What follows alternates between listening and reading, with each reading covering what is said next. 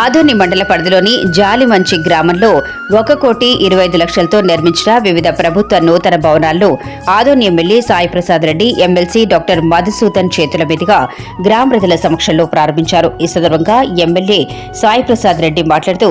జాలిమంచి గ్రామంలోని ప్రజలకు గ్రామ సచివాలయం ద్వారా వివిధ సంక్షేమ పథకాల ద్వారా సుమారు 13,35,00,000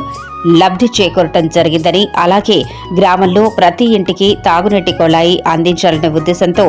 జల్ జీవన్ పథకం ద్వారా 56 లక్షల రూపాయలు మంజూరు చేయించటం జరిగిందని, జల్ జీవన్ పనులు కూడా మీ గ్రామంలో జరుగుతూ ఉన్నాయని, త్వరలోనే ఆ పనులు కూడా పూర్తవుతాయని, తాగునీటి సమస్య మీ గ్రామానికి ఉండదని వారన్నారు. గత ప్రభుత్వంలో ఏనాడైనా గడప గడపకు సంక్షేమ పథకాలు అందించిన దాఖలాలు ఉన్నాయని, మీ గ్రామంలో చేసిన ప్రతి పని కూడా మన ప్రభుత్వంలో జరిగినవేనని, ప్రజలు ఇలాంటివి గుర్తుంచుకోవాలని, గ్రామంలోని దేవాలయాల మరియు చర్చి మసీదుల అభివృద్ధికి భావంతిగా సహాయ సహకారాలు అందిస్తూనే ఉన్నామని, సిద్ధపురం ఆంజనేయ స్వామికి వెళ్లే రహదారిలో కల్వర్టు లేక రైతులు ఎంతో మంది వర్షాకాలంలో తీవ్ర ఇబ్బందులు పడేవారని, 26 లక్షల నిధులతో ఈ రోజు నిర్మాణం పూర్తి చేయడం జరిగిందని, రాకపోకలకు ఎలాంటి అంతరాయం లేకుండా రైతుల పనులు నిర్వహించుకోవచ్చు అని, ఇలా చెప్పుకుంటూ పోతే ఆ గ్రామంలో అభివృద్ధి 90% మన హయాంలో జరిగిందనే